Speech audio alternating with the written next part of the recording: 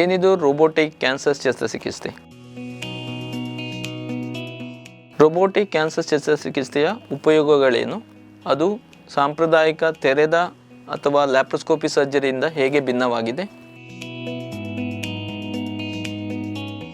ಯಾವ ಯಾವ ಕ್ಯಾನ್ಸರ್ಗಳಲ್ಲಿ robotic cancer ಶಸ್ತ್ರಚಿಕಿತ್ಸೆಯನ್ನು ನಾವು ಮಾಡಬಹುದು? ಎಲ್ಲ ಉದಯವಾಣಿಯ ವೀಕ್ಷಕರಿಗೆ ನಮಸ್ಕಾರಗಳು. ನಾನು doctor Naveen Kumar N, professor and head of the department cancer surgery ವಿಭಾಗ, ಕಸ್ತೂರ್ಬಾ ಹಾಸ್ಪಿಟಲ್, ಮಣಿಪಾಲ.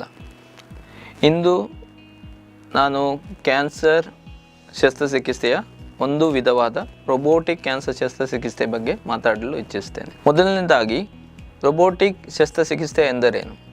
ಈಗ ಎಲ್ಲರೂ ಜನಸಾಮಾನ್ಯರಿಗೆ ತಿಳುವಳಿಕೆಯ ಪ್ರಕಾರ ರೋಬೋಟಿಕ್ ಒಂದು ಯಂತ್ರ ವಿಧಾನ. ಈ ರೋಬೋಟಿಕ್ ಮೂಲಕ ಶಸ್ತ್ರಚಿಕಿತ್ಸೆಯನ್ನು ಮಾಡುವಂಥದ್ದು ಒಂದು ವಿಧವಾದ ಶಸ್ತ್ರಚಿಕಿತ್ಸೆ. ಇದರಲ್ಲಿ ರೋಬೋಟಿಕ್ಕಿನ ಕೆಲವೊಂದು ಉಪಕರಣಗಳಿರ್ತವೆ. ರೋಬೋಟ್ ಒಂದು ಕಡೆ ರೋಬೋಟಿನ ಕನ್ಸೋಲ್ ಅಂದರೆ ಕಂಟ್ರೋಲಿಂಗ್ ಸಿಸ್ಟಮ್ ಒಂದು ಕಡೆ ಇರ್ತದೆ. ಅದರ ಕೈಗಳು ಅಥವಾ ರೋಬೋಟಿಕ್ ಆರ್ಮ್ಸ್ಗಳು ಒಂದು ಕಡೆ ಇರ್ತದೆ.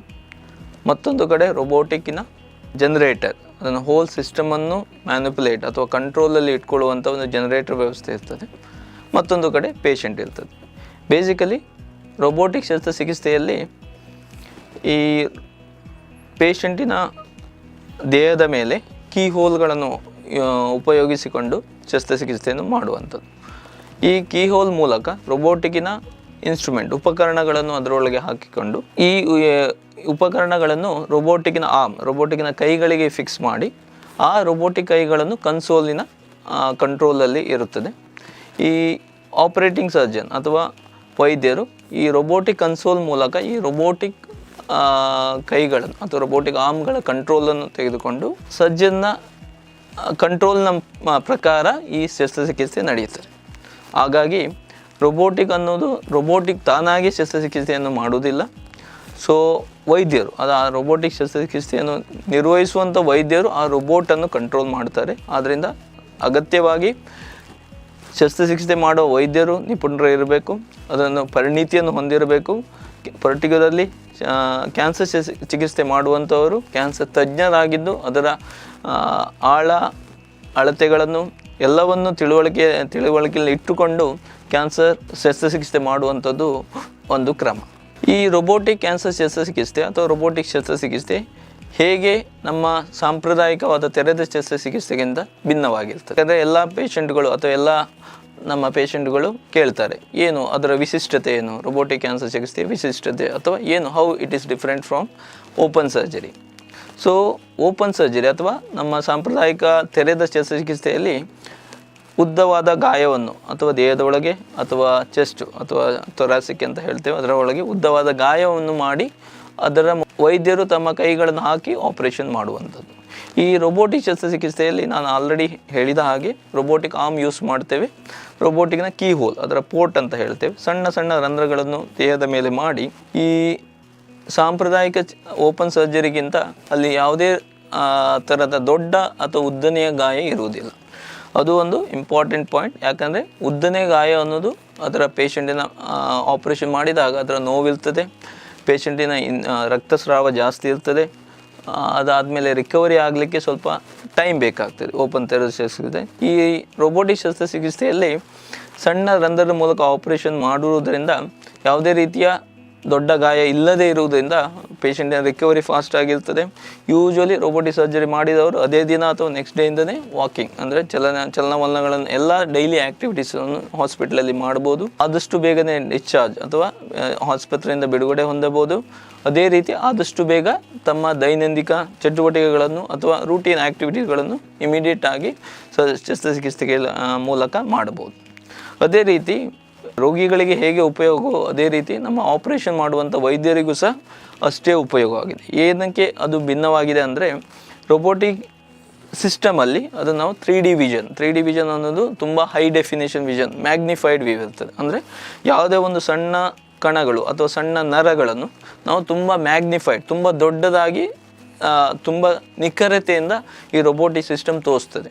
ಆದ್ದರಿಂದ ನಾವು ಆಪರೇಷನ್ ಮಾಡುವಾಗ ಉಳಿದ ಅಂಗಗಳಿಗೆ ಯಾವುದೇ ರೀತಿಯ ಡ್ಯಾಮೇಜ್ ಆಗದೆ ಪರ್ಟಿಕ್ಯುಲರ್ ನಮಗೆ ಯಾವ ಏರಿಯಾವನ್ನು ಆಪರೇಷನ್ ಮಾಡಬೇಕು ಅಷ್ಟೇ ಏರಿಯಾವನ್ನು ನಾವು ಮುಟ್ಟುವುದರಿಂದ ಹ್ಯಾಂಡಲ್ ಮಾಡಿರೋದ್ರಿಂದ ತುಂಬ ಪೇಷಂಟಿನ ಪೋಸ್ಟ್ ಆಪರೇಟಿವ್ ಅಂದರೆ ಆಪರೇಷನ್ ಆದ ನಂತರ ಅವರ ಹ್ಯಾಂಡ್ಲಿಂಗ್ ಯಾವುದೇ ರೀತಿಯ ಬೇರೆ ಹ್ಯಾಂಡ್ಲಿಂಗ್ ಇರುವುದರಿಂದ ರಿಕವರಿ ಅನ್ನೋದು ತುಂಬ ಫಾಸ್ಟ್ ಇರ್ತದೆ. ಅದೇ ರೀತಿ ರೋಬೋಟಿಕ್ ಶಸ್ತ್ರಚಿಕಿತ್ಸೆ ಅನ್ನೋದು ಹೇಗೆ ಲ್ಯಾಪ್ರೋಸ್ಕೋಪಿಕ್ ಸರ್ಜರಿಯಿಂದ ಭಿನ್ನವಾಗಿದೆ. ಯಾಕಂದರೆ ಈಗ ರೋಬೋಟಿಕ್ ಸರ್ಜರಿ ಬರುವ ಮುಂಚೆ ಓಪನ್ ಸರ್ಜರಿ ಅಥವಾ ತೆರೆದ ಶಸ್ತ್ರಚಿಕಿತ್ಸೆ ಇತ್ತು, ಅದಲ್ಲದೆ ಲ್ಯಾಪ್ರೋಸ್ಕೋಪಿ ಸರ್ಜರಿ ಇತ್ತು. ಲ್ಯಾಪ್ರೋಸ್ಕೋಪಿ ಸರ್ಜರಿಯು ಸಹ ಒಂದು ವಿಧವಾದ ಕೀಹೋಲ್ ಸರ್ಜರಿ, ಅದು ಸಹ ಒಂದು minimal invasive type. Minimal invasive ಅಂದರೆ ಸಣ್ಣ ರಂಧ್ರವನ್ನು ಮಾಡಿ ಆಪರೇಷನ್ ಮಾಡುವಂಥ ವಿಧಾನ.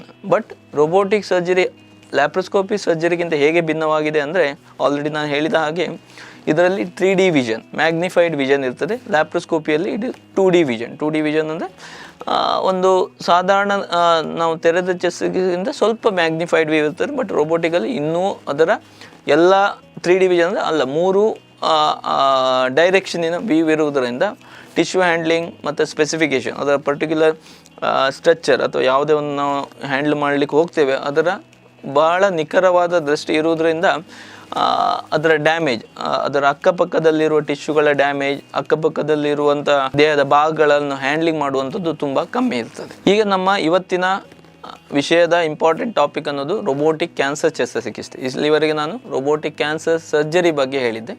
ಬಟ್ ರೋಬೋಟಿಕ್ ಹೇಗೆ ಕ್ಯಾನ್ಸರ್ ಚಿಕಿತ್ಸೆಯಲ್ಲಿ ಭಾಳ ಉಪಯುಕ್ತವಾಗಿದೆ ಅದರ ಬಗ್ಗೆ ಡಿಸ್ಕಸ್ ಮಾಡೋಣ. ಸೊ ಫಸ್ಟ್ ಕ್ವಶನ್ ಏನಂದರೆ, ರೋಬೋಟಿಕ್ ಶಸ್ತ್ರಚಿಕಿತ್ಸೆ ಎಂದು ಕ್ಯಾನ್ಸರಲ್ಲಿ ಸೇಫಾ, ಕ್ಯಾನ್ಸರಲ್ಲಿ ಮಾಡಬಹುದಾ ಅನ್ನೋದು ತುಂಬ ರೋಗಿಗಳ ಕ್ವಶನ್ ಇರ್ತದೆ.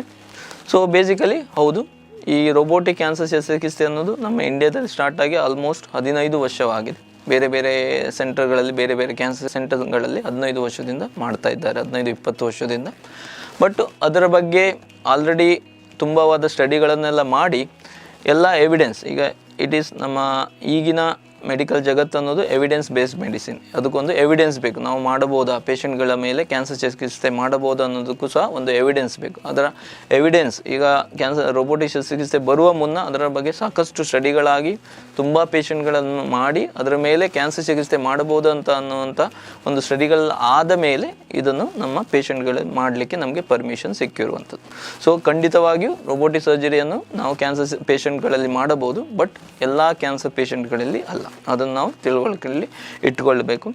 ಕ್ಯಾನ್ಸರ್ ಕೆಲವೊಂದು ಟೈಪಿನ ಕ್ಯಾನ್ಸರ್ ವಿಧಗಳಲ್ಲಿ ನಾವು ರೋಬೋಟಿಕ್ ಸರ್ಜರಿ ಮಾಡಲಿಕ್ಕೆ ಆಗೋದಿಲ್ಲ. ಯೂಶ್ವಲಿ ಜನರಲ್ ಆಗಿ ಹೇಳೋದಾದರೆ ತುಂಬ ಅರ್ಲಿ ಸ್ಟೇಜ್ ಅಥವಾ ತುಂಬ ಫಸ್ಟ್ ಸ್ಟೇಜ್, ಸೆಕೆಂಡ್ ಸ್ಟೇಜ್ ಇದ್ದವರಿಗೆ ಮಾತ್ರ ರೋಬೋಟಿಕ್ ಕ್ಯಾನ್ಸರ್ ಸರ್ಜರಿಯನ್ನು ನಾವು ಮಾಡ್ಬೋದು. ಈಗ ಯಾವ್ಯಾವ ಟೈಪಲ್ಲಿ ಮಾಡ್ಬೋದು, ಈಗ ಯಾವ್ಯಾವ ಕ್ಯಾನ್ಸರ್ ಟೈಪ್ಗಳಲ್ಲಿ ನಾವು ರೋಬೋಟಿಕ್ ಸರ್ಜರಿ ಮಾಡ್ಬೋದು ಅಂದರೆ, ಯೂಶ್ವಲಿ ಎಲ್ಲ ಲ್ಯಾಪ್ರೋಸ್ಕೋಪಿ ಸರ್ಜರಿ ಏನು ಇಂಡಿಕೇಷನ್ ಇದೆ ಅದನ್ನು ನಾವು ರೋಬೋಟಿಕ್ ಸರ್ಜರಿಯಲ್ಲಿ ಮಾಡ್ಬೋದು. ಅದೇ ಥರ ಈಗ ನಾವು ದೇಹದ ಭಾಗಗಳನ್ನು ಈಗ ಹೇಳ್ತಾ ಹೋಗೋದಾದರೆ, ಒಂದು ಜೀರ್ಣಾಂಗ ವ್ಯವಸ್ಥೆ, ಇದನ್ನು ಮೋಸ್ಟ್ ಕಾಮನ್ ಆಗಿ ನಾವು ರೋಬೋಟಿಕ್ ಸರ್ಜರಿ, ಲ್ಯಾಪ್ರೋಸ್ಕೋಪಿ ಸರ್ಜರಿ ಮಾಡ್ತೀವಿ. ಈಗ ರೋಬೋಟಿಕ್ ಸರ್ಜರಿಯಲ್ಲಿ ಜೀರ್ಣಾಂಗ ವ್ಯವಸ್ಥೆಯಲ್ಲಿ ಅನ್ನನಾಳದ ಕ್ಯಾನ್ಸರ್ ಅಥವಾ ಫುಡ್ ಪೈಪ್ ಕ್ಯಾನ್ಸರ್ ಅಂತ ಹೇಳ್ತೀವಿ, ಅದನ್ನು ನಾವು ರೂಟೀನ್ ಆಗಿ ಮಾಡ್ತೇವೆ. ಅದೇ ರೀತಿ ಅದರ ಕೆಳಗೆ ಹೋದರೆ ಜಠರದ ಕ್ಯಾನ್ಸರು, ಅದರ ಕೆಳಗಡೆ ಹೋದರೆ ಸಣ್ಣ ಕರಳು ಮತ್ತು ದೊಡ್ಡ ಕರಳಿನ ಕ್ಯಾನ್ಸರ್ಗಳು. ಇವೆಲ್ಲವನ್ನು ಜೀರ್ಣಾಂಗ ವ್ಯವಸ್ಥೆಯ ಎಲ್ಲ ಅಂಗಗಳ ಕ್ಯಾನ್ಸರ್ ಭಾಗಗಳನ್ನು ನಾವು ರೋಬೋಟಿಕಲ್ಲಿ ಮಾಡಬಹುದು. ಪರ್ಟಿಕ್ಯುಲರ್ಲಿ ಪ್ರೊವೈಡೆಡ್ ಅವು ತುಂಬ ಅರ್ಲಿ ಸ್ಟೇಜಲ್ಲಿ ಇರಬೇಕು. ತುಂಬ ಅಡ್ವಾನ್ಸ್ ಸ್ಟೇಜಲ್ಲಿ ಇದ್ದಾಗ ಅದನ್ನು ಮಾಡೋದು ಅಷ್ಟು ಉತ್ತಮ ಅಲ್ಲ. ಅದೇ ರೀತಿ ಬೇರೆ ದೇಹದ ಭಾಗಗಳಲ್ಲಿ ಹೇಳುವುದಾದರೆ ಮೇದೋಜೀರಕಾಂಗ, ಪ್ಯಾಂಕ್ರಿಯಸ್ ಸರ್ಜರಿಯನ್ನು ಮಾಡ್ಬೋದು. ಯಕೃತ್, ಲಿವರ್ ಸರ್ಜರಿಯನ್ನು ಮಾಡ್ಬೋದು. ಅದೇ ರೀತಿ ಪ್ರಜನನಾಂಗಗಳು, ಅದರಂದರೆ ಗರ್ಭಕೋಶದ ಕ್ಯಾನ್ಸರು ಅರ್ಲಿ ಸ್ಟೇಜ್, ಆ್ಯಂಡ್ ಗರ್ಭಬಾಯಿಯ ಕ್ಯಾನ್ಸರ್ಗಳನ್ನು ಅದು ಸಹ ಯಥಾವತ್ತಾಗಿ ಅದು ಅರ್ಲಿ ಸ್ಟೇಜಲ್ಲಿ ಇರಬೇಕು. ಫಸ್ಟ್ ಸ್ಟೇಜಲ್ಲಿ ಇದ್ದಾಗ ಮಾತ್ರ ನಾವು ರೋಬೋಟಿಕ್ ಸರ್ಜರಿಯನ್ನು ಮಾಡಬಹುದು. ಅದೇ ಥರ ಈಗ ಮೂತ್ರಜನನಾಂಗದ ಭಾಗಗಳಾದ ಕಿಡ್ನಿ ಕ್ಯಾನ್ಸರ್ಗಳನ್ನು ನಾವು ಮಾಡ್ಬೋದು. ಪ್ರೋಸ್ಟೇಟ್ ಕ್ಯಾನ್ಸರ್ಗಳನ್ನು ತುಂಬ ರೂಟೀನಾಗಿ ನಾವು ರೋಬೋಟಿಕ್ ಸರ್ಜರಿಯಲ್ಲಿ ಮಾಡ್ತೇವೆ. ಯಾಕೆ ಅದು ಉತ್ತಮ? ಯಾಕಂದರೆ ಒಂದು ಸೂಚರಿಂಗ್, ಒಂದು ರೋಬೋಟಿಕ್ ಯಾವುದೇ ಒಂದು ಕ್ಯಾನ್ಸರ್ ಭಾಗದಲ್ಲಿ 2 ಟೈಪ್ ಇದೆ. ಒಂದು ತೆಗೆಯುವಂಥದ್ದು, ಮತ್ತೊಂದು ಜಾಯಿನ್ ಮಾಡುವಂಥದ್ದು ಅಥವಾ ರೀಕನ್ಸ್ಟ್ರಕ್ಷನ್ ಅಂತ ಹೇಳ್ತೀವಿ, ಪುನರ್ರಚನೆ ಮಾಡುವಂಥದ್ದು ಹೇಳ್ತೀವಿ. ಈ ಪುನರ್ರಚನೆ ಮಾಡುವಂಥದ್ದು ಅಥವಾ ಜಾಯ್ನಿಂಗ್, ಈಗ ಕರಳುಗಳನ್ನು ಪಾರ್ಟ್ಗಳನ್ನು ತೆಗೆದಾಗ ಅದನ್ನು ಪುನರ್ರಚನೆ ಮಾಡುವಂಥದ್ದು ರೋಬೋಟಿಕಲ್ಲಿ ತುಂಬ ಈಸಿ. ಅದನ್ನು ಸೂಚರಿಂಗ್ ಅಂತ ಹೇಳ್ತೇವೆ ಮೆಡಿಕಲ್ ಟರ್ಮಲ್ಲಿ. ಅದನ್ನು ಹೊಲಿಯುವಂಥದ್ದು ರೋಬೋಟಿಕ್ ಸಿಸ್ಟಮಲ್ಲಿ ತುಂಬ ಈಸಿ. ಆದ್ದರಿಂದ ಕೆಲವೊಂದು ಪರ್ಟಿಕ್ಯುಲರ್ ಕ್ಯಾನ್ಸರ್ಗಳು ರೋಬೋಟಿಕಲ್ಲೇ ಮಾಡುವಂಥದ್ದು ತುಂಬ ಉತ್ತಮ. ಅದೇ ರೀತಿ ಬೇರೆ ಅಂಗಗಳಾದ ಈಗ ಚೆಸ್ಟ್ ಅಥವಾ ಥೊರಾಸಿಕ್ ಅಂತ ಹೇಳ್ತೀವಿ, ಅದರಲ್ಲಿ ಲಂಗ್ ಕ್ಯಾನ್ಸರ್, ಈಗ ಶ್ವಾಸಕೋಶದ ಕ್ಯಾನ್ಸರ್ಗಳನ್ನು, ಕೆಲವೊಂದು ಸಲ ಥೈಮಸ್ ಗ್ಲ್ಯಾಂಡ್, ಅದು ಮೋಸ್ಟ್ ಕಾಮನ್ ಥೈಮೆಕ್ಟಮಿ ಅಂತ ಹೇಳ್ತೇವೆ ಮೆಡಿಕಲ್ ಟರ್ಮಲ್ಲಿ, ಅದನ್ನು ತುಂಬ ಕಾಮನ್ ಆಗಿ ನಾವು ಮಾಡ್ತೇವೆ. ಅದೇ ಥರ ಈಗ ಸ್ಕಾರ್ಲೆಸ್ ಸರ್ಜರಿ ಬಂದಿದೆ. ಸ್ಕಾರ್ಲೆಸ್ ಸರ್ಜರಿ ಅಂದರೆ ಈಗ ಥೈರಾಯ್ಡ್ ಕ್ಯಾನ್ಸರಿಗೆ ಈಗ ರೋಬೋಟಿಕ್ ವ್ಯವಸ್ಥೆಯನ್ನು ಉಪಯೋಗ ಮಾಡಿಕೊಳ್ತೇವೆ. ಬಟ್ ಅದು ತುಂಬ ರೋಬೋಟಿಕ್ ಸರ್ಜರಿ ಇನ್ನು ಫುಲ್ ಎವಿಡೆನ್ಸ್ ಇನ್ನೂ ಬಂದಿಲ್ಲ. ಬಟ್ ಅರ್ಲಿ ಕ್ಯಾನ್ಸರಿಗೆ ನಾವು ಥೈರಾಯ್ಡನ್ನು ಸ್ಕಾರ್ಲೆಸ್ ಸರ್ಜರಿ ವೇರ್ ಏನು ರೋಬೋಟಿಕ್ ಪೋರ್ಟ್ಗಳನ್ನು ಅಥವಾ ನಾವು ಏನು ಸಣ್ಣ ರಂಧ್ರ ಮಾಡ್ತೇವೆ ಅದನ್ನು ಚೆಸ್ಟಿನ ಕೆಳಭಾಗದಲ್ಲಿ ಮಾಡಿಕೊಂಡು ಇದನ್ನು ಆಪ್ರೇಷನ್ ಮಾಡುವಂಥದ್ದು. ಅದೇ ರೀತಿ ಸ್ಕಾರ್ಲೆಸ್ ಮ್ಯಾಸ್ಟೆಕ್ಟಮಿ, ಈಗ ಸ್ತನ ತೆಗೆಯುವಂಥ ಆಪ್ರೇಷನಲ್ಲಿ ಕೆಲವೊಂದು ಪೇಷಂಟ್ಗಳು ನಮಗೆ ಗಾಯ ಎದುರುಗಡೆ ಇರಬಾರ್ದು ಅಂತ ಹೇಳ್ತಾರೆ. ಆವಾಗ ಚೆಸ್ಟಿನ ಸೈಡಿನಲ್ಲಿ ಒಂದು ಪೋರ್ಟ್ಗಳನ್ನು ಅಥವಾ ರಂಧ್ರಗಳನ್ನು ಮಾಡಿ ಅದನ್ನು ಆಪ್ರೇಷನ್ ಮಾಡುವಂಥದ್ದು, ಅದನ್ನು ಸ್ತನವನ್ನು ತೆಗೆದ ಮೇಲೆ ಅದಕ್ಕೆ ಇಂಪ್ಲಾಂಟ್ ಹಾಕುವಂಥದ್ದು, ಸೊ ದ್ಯಾಟ್ ಯಾವುದೇ ರೀತಿಯ ಸ್ಕಾರ್ಗಳು ಎದುರುಗಡೆ ಕಾಣಿಸೋದಿಲ್ಲ. ಅಂಥ ಸರ್ಜರಿಗಳು ಸಹ ರೋಬೋಟಿಕಲ್ಲಿ ತುಂಬ ಉಪಯುಕ್ತವಾಗಿ ಮಾಡ್ಬೋದು. ಈಗ ಮತ್ತೊಂದು ವಿಚಾರ ಏನಂದರೆ, ಈ ಕ್ಯಾನ್ಸರ್ ಪೇಷಂಟ್ಗಳಿಗೆ ಈಗ ಆಪರೇಷನ್ ಅಲ್ಲದೆ, ಸರ್ಜರಿ ಅಲ್ಲದೆ ಬೇರೆಯಾದ ಕೀಮೋಥೆರಪಿಯ ಟ್ರೀಟ್ಮೆಂಟ್ ಇರ್ತದೆ ಅಥವಾ ರೇಡಿಯೋಥೆರಪಿಯ ಟ್ರೀಟ್ಮೆಂಟ್ ಇರ್ತದೆ. ಈಗ ರೋಬೋಟಿಕ್ ಸರ್ಜರಿ ಮಾಡಿರುವುದರಿಂದ, ಸಣ್ಣ ರಂಧ್ರದ ಅಥವಾ ಸಣ್ಣ ಗಾಯದಿಂದ ಮಾಡಿರುವುದರಿಂದ, ದೊಡ್ಡ ಗಾಯ ಏನು ಇಲ್ಲದೇ ಇರುವುದರಿಂದ ಈ ಪೇಷಂಟ್ಗಳನ್ನು ಕರೆಕ್ಟಾದ ಟೈಮಲ್ಲಿ ನಾವು ಕೀಮೋಥೆರಪಿ, ರೇಡಿಯೋಥೆರಪಿಯನ್ನು ಸ್ಟಾರ್ಟ್ ಮಾಡ್ಬೋದು. ಅನ್ಲೆಸ್ ಈಗ ಓಪನ್ ಸರ್ಜರಿಯಲ್ಲಿ ಅದು ಗಾಯ ಹೀಲ್ ಆಗಲಿಕ್ಕೆ, ಅದರ ಪೇಷಂಟ್ ರಿಕವರಿ ಆಗಲಿಕ್ಕೆ ಒಂದು 3 ವಾರ ಬೇಕಾದರೆ, ರೋಬೋಟಿಕ್ ಸರ್ಜರಿಯಲ್ಲಿ ಒಂದು 5 ದಿನದಲ್ಲಿ ರಿಕವರಿ ಆಗ್ತದೆ. ಆದ್ದರಿಂದ ಈ ಕೀಮೋಥೆರಪಿ, ರೇಡಿಯೋಥೆರಪಿಯನ್ನು ಕರೆಕ್ಟಾದ ಟೈಮಲ್ಲಿ ಮಾಡ್ಬೋದು ಇಂಥ ಪೇಷಂಟ್ಗಳಿಗೆ ನಾವು ರೋಬೋಟಿಕ್ ಸರ್ಜರಿ ಮಾಡಿದ್ವಿ.